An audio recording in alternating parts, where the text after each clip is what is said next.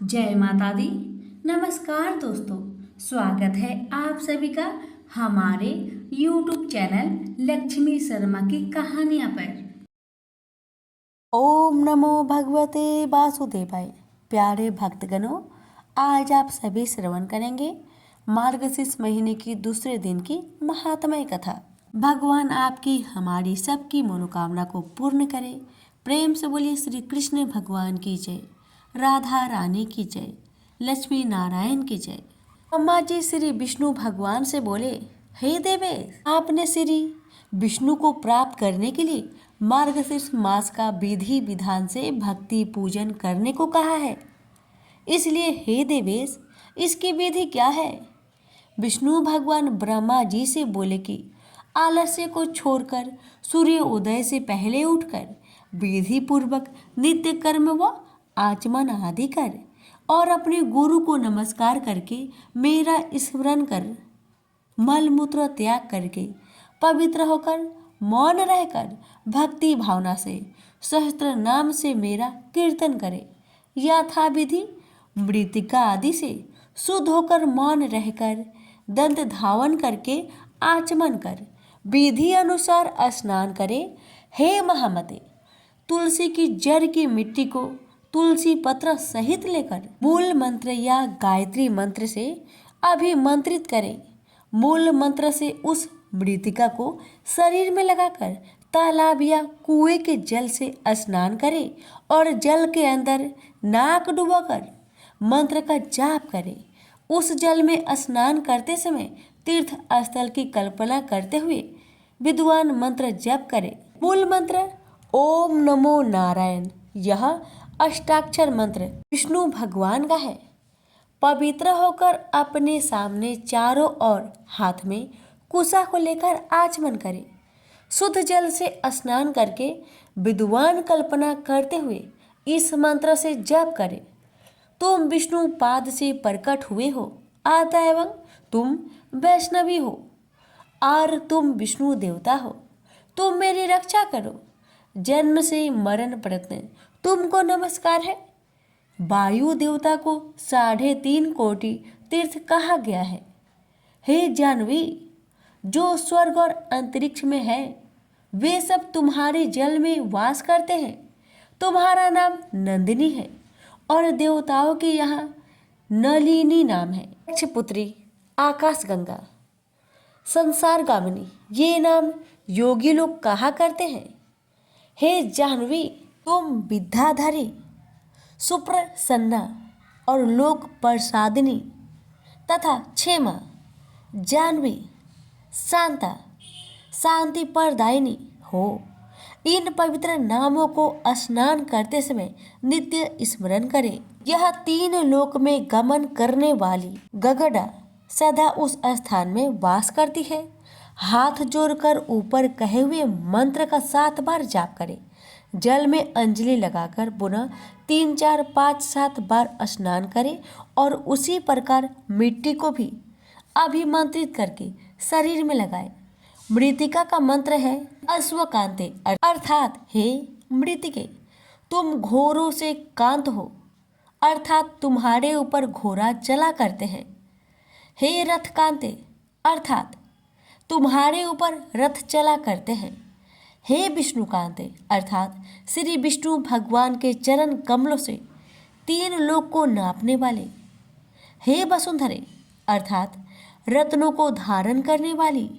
हे मृतिके, जो मैंने पाप किए हैं उन पापों का नाश करो।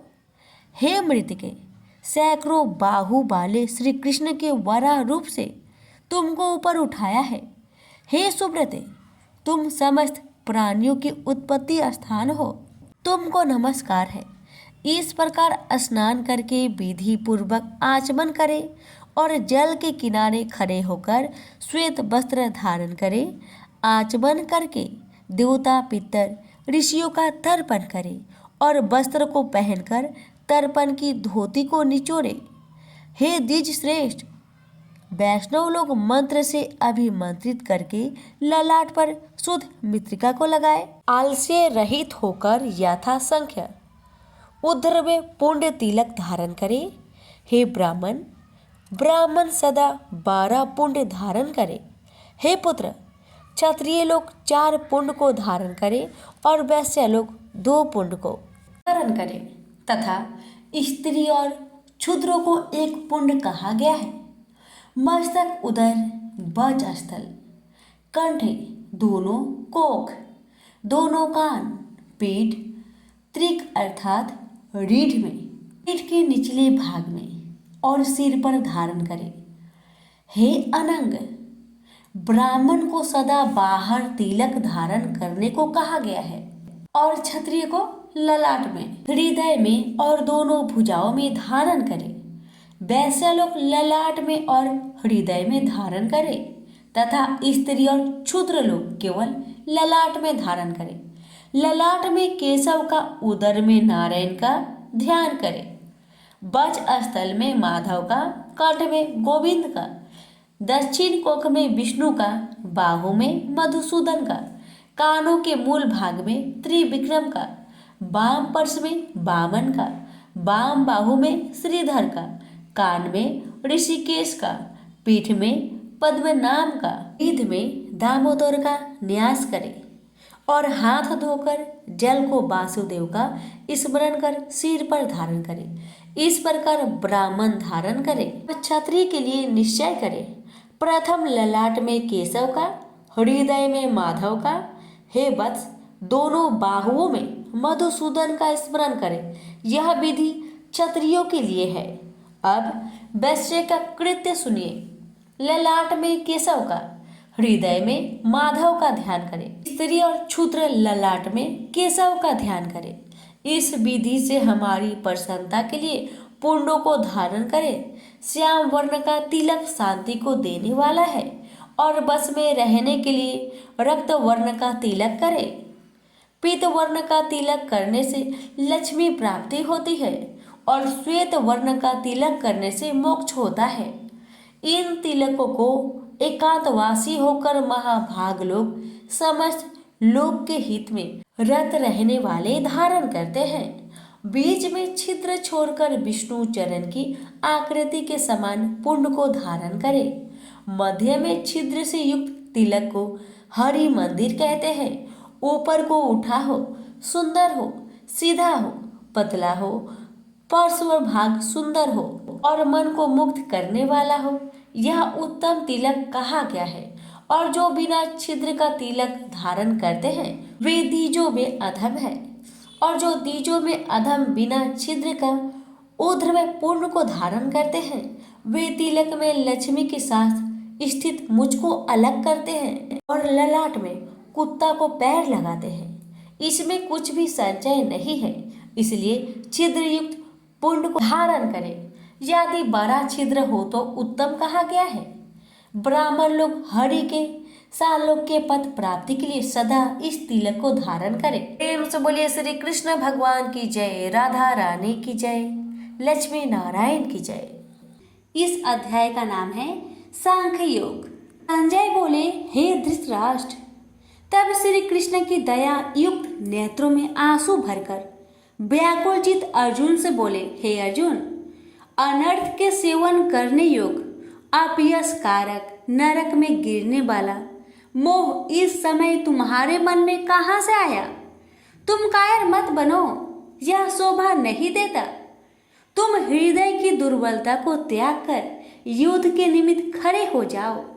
अर्जुन ने कहा, हे मधुसूदन, मैं रण में पूज्य भीष्म और द्रोणाचार्य के ऊपर बाण प्रहार कर कैसे युद्ध कर सकता हूँ? इस लोक में महात्मा गुरुजनों को न सताकर भीख मांग भोजन करना उत्तम है, और अर्थ की कामना के लिए गुरुजनों को मारकर उनके रक्त से सने भोगों को भोगूंगा। हम नहीं जानते कि युद्ध में कौन जीतेगा। यदि हम जीत भी लेंगे, इन जिनको मैं मारूंगा उन्हें मारकर मैं तो जीवित रहना भी नहीं चाहता। वही धृतराष्ट्र के पुत्र हमारे सामने प्रस्तुत है। दीनता से मेरी स्वाभाविक वृत्ति नष्ट हो गई है और धर्म के विषय में मेरा चित्त मोहित हो गया है। मैं आपसे पूछता हूँ, जिससे निश्चय करके मेरा भला हो वह मुझे समझाकर बताइए, क्योंकि मैं आपका शिष्य हूँ और आपकी शरण में हूँ, अतः मुझे ज्ञान शिक्षा दीजिए। मुझे पृथ्वी का निष्कंटक राज्य मिल जाए और देवता का भी आधिपत्य मिल जाए, तो भी ऐसा कोई उपाय नहीं दिखता कि जो मेरी इंद्रियों को दुखाने वाले शोक को दूर करे। हे गोविंद, मैं युद्ध नहीं करूंगा। यह कहकर अर्जुन चुप हो गए। संजय बोले, हे राजन, दोनों सेनाओं के बीच में खिन्न होकर बैठे अर्जुन से भगवान श्री कृष्ण ने ये वचन कहे, हे अर्जुन, जिसके लिए शोक नहीं करना चाहिए तू उसके लिए शोक करता है, और पंडितों के वचन तू कहता है। तो पंडित लोग न मरों का सोच करते हैं और न जीवितों का सोच करते हैं। यह बात असंभव है कि मैं पहले न था, तुम भी न थे, और यह राजा भी न थे, और इसके बाद भी न रहेंगे। जैसे देहधारियों की इस देह का लड़कपन, जवानी, बुढ़ापा ये अवस्था होती है, जैसे ही मृत्यु के बाद दूसरी देह की भी होती है। इसलिए पंडित लोग मोक्ष को प्राप्त नहीं होते। इंद्रियों का सप्तरादि विषयों से संयोग, जारा, गर्मी आदि सुख दुख देने वाला है। आने जाने वाले और नाशवान जानकर इन्हें सहन कर। हे नर श्रेष्ठ, सुख दुख को समान मानने वाले जिन वीर पुरुष को यह ब्रह्म पदार्थ कलेश नहीं देते, वह मोक्ष पाने के अधिकारी है। असत का तो अस्तित्व नहीं है और सम का अभाव नहीं है। इस अविनाशी, अचित्य और नित्य जीवात्मा के ये सब शरीर नाशवन है। अतएव हे भारत, तुम युद्ध करो। जो पुरुष इस आत्मा को मारने वाला तथा जो मरने वाला मानते हैं, वे दोनों ही ज्ञानी नहीं है, क्योंकि यह आत्मा न मारती है न मरती है। आत्मा न कभी जन्मती है न मृत्यु को प्राप्त होती है, न कभी जन्मी थी न कभी मरेगी। यह अजनबी, नित्य, कभी न घटने बढ़ने वाली और सनातन है। नष्ट होने पर भी वह नाश को प्राप्त नहीं होती। जो पुरुष इस आत्मा को नित्य, अविनाशी, निर्विकार और अनजन्मा जानता है, वह जिसको घात करवेगा और जिसको मारेगा, जिस प्रकार मनुष्य पुराने वस्त्र फेंक कर नया वस्त्र ग्रहण करता है, उसी प्रकार आत्मा पुराने देह को छोड़कर नई देह धारण करती है। आत्मा को शस्त्र काट नहीं सकते, अग्नि जला नहीं सकती, जल भिगो नहीं सकता, ना भीग या गल सकती है और ना सूख सकती है। यह अविनाशी, सर्वव्यापी, स्थिर, अचल और सनातन है। यह इंद्रियों से जाना नहीं जा सकता। यह कल्पना से भी परे है और इसमें हेर फेर नहीं हो सकता। इसलिए ऐसा जानते हुए तुम्हें शोक करना उचित नहीं है।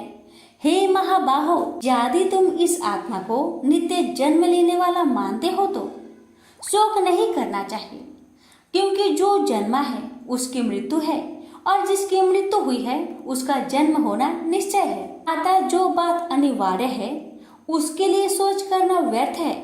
जन्म लेने से पहले क्या था किसी को मालूम नहीं, मध्य में कुछ प्रकट होता है, फिर मरने से पीछे क्या होगा कोई नहीं जानता। ऐसी दशा में किसी बात का सोच करना क्या तुमको उचित है? कोई मनुष्य तो इस आत्मा को आश्चर्य से देखता है, आश्चर्यवत मानकर सुनता है, परंतु कोई देख कहे व सुनकर भी भली प्रकार नहीं जानता है सबके शरीर में यह क्या आत्मा नित्य अविनाशी है। कारण सब प्राणियों के लिए तुमको सोच करना उचित नहीं। अपने धर्म को भी सोचकर घबराना उचित नहीं है, क्योंकि क्षत्रियो को धर्म पूर्वक युद्ध से बड़ा और कुछ भला करने वाला नहीं है। हे पार्थ, बिना इच्छा के स्वर्ग का द्वार रूप युद्ध तुमको स्वतः प्राप्त हुआ है। ऐसा सुअवसर भाग्यवान क्षत्रिय को ही मिलता है। यदि तुम अपने धर्म के अनुसार इस संग्राम को न करोगे तो अपना धर्म और बड़ाई खो बैठोगे और पाप को प्राप्त होगे। सब लोग सदा तुम्हारी आपकृति करेंगे और प्रतिष्ठा वाले पुरुषों के लिए अब यश का होना मृत्यु से भी बढ़कर है। ये महारथी लोग समझेंगे कि अर्जुन डरकर संग्राम से हट गया, और अब तक जो लोग तुम्हारे पराक्रम की प्रशंसा करते हैं वही अनेक तरह के दुर्वचन कहेंगे। इससे बढ़कर दुख तुमको क्या हो सकता है? यदि युद्ध में नष्ट हो गए तो स्वर्ग के भागी होगे, जीतने पर पृथ्वी के तल पर राज्य करोगे। इसलिए युद्ध के निमित्त दृढ़ प्रतिज्ञा होकर खड़े हो जाओ। सुख दुख, लाभ हानि, जय पराजय, इन सब को समान समझकर युद्ध के लिए तैयार हो जाओ। ऐसा करने से तुम पाप को प्राप्त नहीं होगे। हे पार्थ, यह ज्ञान उपदेश ज्ञान योग के विषय में तुझसे कहा गया है। अब निष्काम कर्म योग के विषय में सुनो। जिस ज्ञान को पाकर कर्म बंधन से तेरी मुक्ति होगी। कर्म योग मार्ग में एक बार प्रारंभ किए कर्म का नाश नहीं होता, और विघ्न पड़ने पर भी शुभ फल तथा इस कर्म का केवल प्रारंभ ही संसार से छुड़ाकर पूर्व ब्रह्म प्राप्त करता है। निश्चय करने वाली बुद्धि इस निष्काम कर्म में एक ही है, और कामना वाले पुरुष की बुद्धि एकाग्र नहीं रहती। हे अर्जुन, अज्ञानी उस पुष्पिता वाणी को ही स्वर्ग सुख से बढ़कर कुछ नहीं समझते। स्वर्ग सुख को ही जो उत्तम पुरुषार्थ समझते हैं, उनको कामनाओं से चित्त व्याकुल होने के कारण निश्चयात्मक बुद्धि से मोक्ष साधना उत्पन्न होती है। कारण कि उनका चित्त भोग आदि में सदैव निमग्न रहता है। जिन मनुष्यों का चित्त इस प्रकार मोह में लिप्त है और जिसकी आसक्ति भोग विलास और ऐश्वर्य में है, ऐसे पुरुषों के अंत कारण में निश्चयात्मक बुद्धि नहीं होती। हे अर्जुन, वेद त्रिगुणात्मक सकाम है, तुम निष्काम हो जाओ। सुख दुख को समान जानकर नित्य क्षेम आदि स्वार्थों में ना पड़कर धीरजवान और आत्मनिष्ठ हो। तुमको केवल कर्म करना चाहिए, तुम्हारे अधिकार में फल नहीं। तुम ना तो फल की अभिलाषा में काम करो और न निकम्मे ही रहो। फल की आशा त्याग कर कर्म की सफलता असफलता को समान समझकर तुम योगस्थ होकर कर्म करो। फल की इच्छा रखने वाले निष्कृष्ट होते हैं। काम कर्म करने वाला पुरुष ईश्वर कृपा से इसी संसार में सुकृत तथा दुष्कृत इन दोनों का ही त्याग कर देता है। जो सब कर्मों में कल्याणकारक है, कर्म फल को त्याग कर ही बुद्धि युक्त ज्ञानी पुरुष जन्म बंधन से हटकर मोक्ष को पाते हैं। जब तुम्हारी बुद्धि मोह बन के बाहर निकल जाएगी, तब तुम्हारा मन आगे सुनने वाली तथा हुई बातों से विरक्त हो जाएगी। अनेक श्रुति इस मृत्यु के वचन को सुनने से तुम्हारी बुद्धि भ्रमित हो गई है। जिस समय वह निश्चल होकर आत्मा में निश्चल होगी, तभी उनको तत्व ज्ञान प्राप्त होगा। अर्जुन ने पूछा, हे केशव, आत्मा स्वरूप में निश्चल बुद्धि वाला जिसको कहा है, उनके लक्षण क्या है? श्री कृष्ण जी बोले, हे अर्जुन, जो महात्मा पुरुष मन की कामनाओं को त्याग देता है और अपने आप ही से प्रसन्न रहता है, उसको निश्चल बुद्धि वाला कहते हैं। दुख में जिसके मन खेद नहीं होता और सुख में जिसको आसक्त नहीं होती तथा प्रीति भय क्रोध जिसके जाते रहते हैं, वह महात्मा स्थिर बुद्धि वाला मुनि कहलाता है। जो सर्वत्र स्नेह करना है, जो शुभ पदार्थ होने पर हर्ष नहीं करता, अशुभ से अप्रसन्न नहीं होता, उसी को स्थिर बुद्धि जानना चाहिए। और कछुआ जैसे अपने अंगों को सिकुड़ लेता है, उसी तरह जो पुरुष अपनी इंद्रियों को विषय से हटाता है, उनकी बुद्धि स्थिर जाननी चाहिए। हे अर्जुन, मोक्ष प्रयत्न करने वाले विद्वान व्यक्ति को भी प्रबल इंद्रिया बलात् उसके मन को जीत लेती है। इसलिए सब इंद्रियों को विषयों से रोक मेरे अंतर ज्ञान में तत्पर हो जावे। जिसने इंद्रियों को बस में कर लिया है, उसकी बुद्धि निश्चल है। जो पुरुष विषयों के ध्यान में रहता है, उसमें उसकी प्राप्ति हो जाती है। प्राप्ति होने से कामना होती है। इच्छा के पूर्ण न होने से क्रोध से अविवेक होता है। अविवेक से स्मरण शक्ति नष्ट हो जाती है। स्मरण शक्ति के नष्ट होने से बुद्धि क्षय हो जाती है। जिसकी बुद्धि का नाश हुआ वह विनाश को प्राप्त होता है। जो पुरुष राग देश से रहित होकर इंद्रियों के विषय सुख का अनुभव करता है और अपने मन को बस में रखता है वह शांति को प्राप्त होता है। शांति मिलने पर सब दुखों का नाश होता है। प्रसन्न चित्त वाले की बुद्धि तुरंत निश्चल हो जाती है। जो पुरुष योग युक्त नहीं है उनको निश्चल बुद्धि उत्पन्न नहीं होती। भावना के न होने से शांति प्राप्त नहीं होती। शांत को सुख कहाँ से मिलेगा? इस कारण हे महाबाहो, जिसने इंद्रियों को विषय से सर्वथा रोक रखा है उसी की बुद्धि स्थिर है।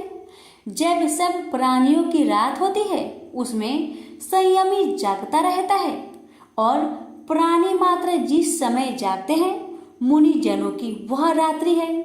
जल से भरे पूर्ण समुद्र में जल भरने पर भी वह अपनी मर्यादा पर ही रहता है। उसी तरह जिस पुरुष में इच्छा ना रहने पर भी अनिच्छा से सब विषय भोग प्राप्त होते हैं उसी को शांति मिलती है। विषयों की इच्छा करने वाले को शांति नहीं मिलती। जो पुरुष सब कामनाओं को छोड़कर इच्छा रहित होकर विचरता है, ममता अहंकार जिसमें नहीं है वही शांति को प्राप्त होता है। हे पार्थ, ब्रह्मी स्थिति यही है। ऐसी स्थिति मिल जाने पर प्राणी फिर मोह में नहीं फंसता और अंत समय में निर्वाण ब्रह्म पद को प्राप्त होता है। प्रेम से बोलिए श्री कृष्ण भगवान की जय। पर श्रीमद् भगवत गीता पाठ का दूसरा अध्याय समाप्त हुआ। अब सुनेंगे दूसरे अध्याय का महात्म्य। श्री नारायण जी बोले, हे लक्ष्मी, दक्षिण देश में एक पूर्ण नाम नगर था। वहाँ एक देव सुशर्मा बड़ा धनवान रहता था। उसे साधु सेवा करते हुए 7 दिन बीते थे। तब एक बाल नाम ब्रह्मचारी आया। उसकी बहुत सेवा की और विनय से कहा, हे संत, कृपा कर मुझे श्री नारायण जी के पाने का ज्ञान उपदेश दीजिए। तब वह ब्रह्मचारी बोला, मैं तुझे गीता जी के दूसरे अध्याय का पाठ सुनाता हूँ, श्रवण कर।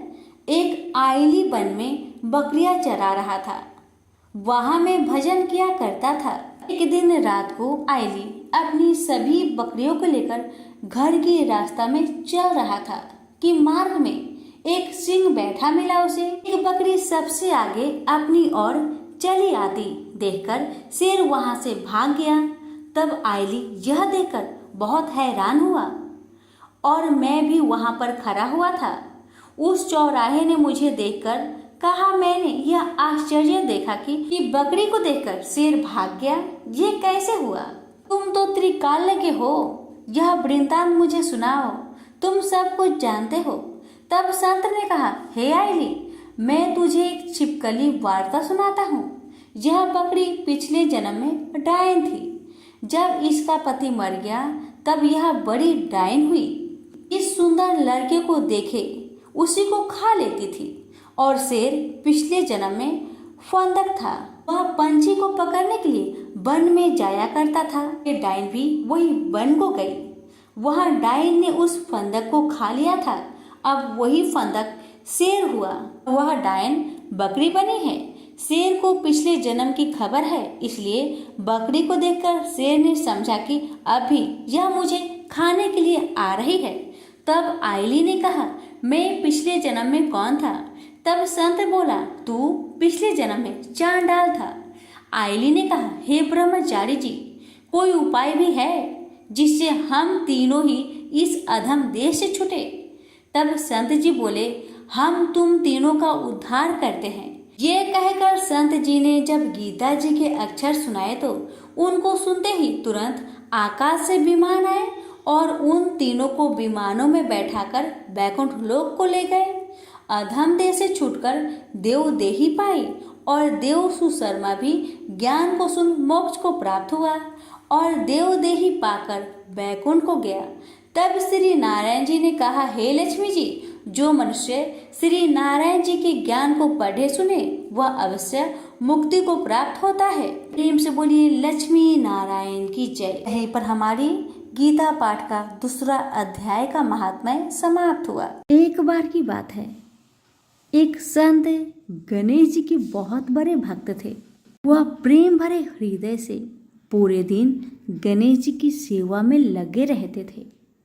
प्रातःकाल उन्हें बड़े प्रेम से उठाना, स्नान आदि करवाकर वह उन्हें अत्यंत प्रेम के साथ अपने हाथों से भोग लगाते और उसके बाद वह उनके भजन कीर्तन में लीन हो जाते थे और रात्रि में भक्ति और प्रेम से परिपूर्ण हो वह उनको सुलाकर स्वयं सोते थे।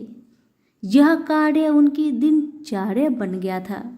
ऐसा प्रतिदिन करते करते उनका समय कब व्यतीत हो जाता था उन्हें स्वयं भी इस बात की ज्ञात नहीं थी। वह जहाँ भी जाते वह गणेश जी को अपने संग ले जाते। हर क्षण उन्हें सिर्फ गणेश जी का ध्यान रहता। वह सिर्फ उनकी ही बात क्या करते और गणेश जी भी उन संत की सेवा भाव से अति प्रसन्न रहते थे। वो कहते हैं न कि भगवान को सिर्फ भक्त का प्रेम भरा हृदय चाहिए और कुछ भी नहीं। यह बात इस कहानी से सिद्ध हो जाती है कि भगवान को सिर्फ प्रेम और भक्ति की शक्ति से ही बस में किया जा सकता है।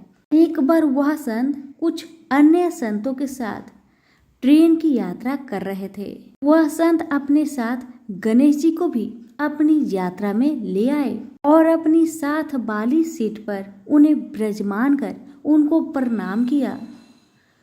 अब उन संत ने अन्य संतों के साथ मिलकर प्रभु की भक्ति में ओल प्रेत होकर प्रभु का भजन कीर्तन आरंभ कर दिए। गणेश भजन और कीर्तन की समाप्ति के पश्चात वह सभी संत प्रभु भक्ति की चर्चा में लीन हो गए और कब उनकी मंजिल आ गई उन्हें पता भी नहीं चला। सभी संत एक साथ ट्रेन से नीचे उतरकर स्टेशन से बाहर आ गए और आश्रम पहुंच गए। आश्रम में पहुंचकर जब उन संत का भोजन का समय हुआ तो उन संत ने सोचा कि गणेश जी के भोग का समय भी हो चुका होगा। बिना गणेश जी को भोग लगाए मैं भोजन कैसे ग्रहण कर सकता हूँ? और गणेश जी को भोग लगाने के लिए भोग की तैयारी करने लगे। किंतु यह क्या, जब वह संत भोग लगाने के लिए गणेश जी को अपने बक्से में से निकालने लगे तो गणेश जी तो वहां पर विराजमान थे ही नहीं। यह दृश्य देखकर संत को बहुत आघात लगा। वह अपने चारों तरफ गणेश जी को ढूंढने लगे किंतु गणेश जी नहीं मिले। वह संत निराश हो गए। अब उन्होंने अपनी व्यवस्था अन्य संतों से ही कही तो सभी संत मिलकर पूरे आश्रम में गणेश जी को ढूंढने लगे किंतु गणेश जी कहीं नहीं मिले। अब वह संत और ज्यादा निराश होने लगे। वह सोचने लगे कि बिना गणेश जी की मैं क्या करूँगा। यह बात सोचते सोचते उनके नेत्रों से अश्रु की धारा बहने लगी। यह देख अन्य संत उन सज्जन संत को समझाने लगे कि कोई बात नहीं, यदि आपके गणेश जी नहीं मिल रहे हैं तो हम आपको दूसरा गणेश जी लाकर दे देंगे, किंतु आप अपना मन हल्का मत करिए। किंतु वह संत नहीं माने। वह लगातार रोए जा रहे थे और यही कह रहे थे कि मुझे तो अपनी वही गणेश जी चाहिए जिनसे मैं रोज प्यार दुलार करता था। उनके अलावा अन्य कोई नहीं चाहिए। उन्होंने अन्न और जल भी ग्रहण नहीं किया। ऐसा करते करते 4-5 घंटे बीत गए। इधर गणेश जी कहीं नहीं मिल रहे थे और उधर संत जी की तबीयत रो रो कर खराब होती जा रही थी। फिर अचानक एकाएक उन्हें याद आया कि आखिरी बार उन्होंने गणेश जी को ट्रेन में बैठाया था और प्रभु भक्ति की चर्चा में लीन हो वो कब बगैर गणेश जी को लिए आश्रम पहुंच गए, उन्हें पता ही नहीं चला। यह बात सुनते ही समस्त संतों ने उस सज्जन संत से कहा कि अब तो 4-5 घंटे बीत गए, वह ट्रेन बहुत दूर चली गई होगी। यह बात सुनकर सज्जन संत ने अन्य सभी संतों से कहा कि मुझसे गलती हो गई कि मैं बगैर अपने गणेश जी को लिए ट्रेन से उतरकर आश्रम पहुंच आया, किंतु मेरे गणेश जी मुझे छोड़कर कहीं नहीं जाएंगे। मुझे पूर्ण विश्वास है कि गणेश जी मेरी वहीं पर प्रतीक्षा कर रहे होंगे। एक भक्त का अपने प्रभु के प्रति ऐसा आत्मविश्वास देखकर वहां उपस्थित सभी संत उन सज्जन संत को साथ लेकर स्टेशन की ओर चल दिए। स्टेशन पहुंचकर संतों ने स्टेशन मास्टर को अपनी सारी कहानी सुनाई। यह बात सुनकर स्टेशन मास्टर ने संतों से कहा कि एक ट्रेन पिछले 4-5 घंटे से स्टेशन पर ही खड़ी है। हम सभी बहुत परेशान हैं कि बिना किसी तकनीकी समस्या के वह ट्रेन आगे क्यों नहीं बढ़ रही है। स्टेशन मास्टर की इन बातों को सुनकर संतों को समझने में तनिक भी देर ना लगी कि यह सब तो उस लीलाधर की है, ये तो गणेश महाराज की ही लीला है। और वह मुस्कुराते हुए अपने ठाकुर को लेने चल दिए। ट्रेन की बोगी में पहुंचकर जब उन संत ने ठाकुर जी को देखा तो ऐसा लगा मानो जैसे वह एक बच्चे की भांति बैठकर अपने पिता का इंतजार कर रहा हो कि कब उसके पिता आएंगे और उसे ले जाएंगे। तब उन संतों ने गणेश जी को प्रणाम कर और क्षमा याचना करते हुए गणेश जी को ट्रेन से नीचे उतार ले गए। अंत में यह दृश्य देखकर सभी हैरान रह गए। जब वह संत अपने गणेश जी को लेकर जैसे ही ट्रेन से नीचे उतरे, वैसे ही वह ट्रेन भी चल दी, जो बिना किसी तकनीकी समस्या के स्टेशन पर पिछले 4-5 घंटे से खड़ी थी। वहां खड़े सभी स्वजन पुरुषों ने भक्ति की शक्ति का यह दृश्य देखकर सभी ने गणेश जी के चरणों में सत सत प्रणाम किया और आश्रम की ओर चल दिए। सभी प्रेम से बोले, गणेश महाराज की जय हो। कथा अच्छी लगे तो दूसरों को शेयर करना बिल्कुल ना भूले और हमारे चैनल को सब्सक्राइब भी कर ले। धन्यवाद।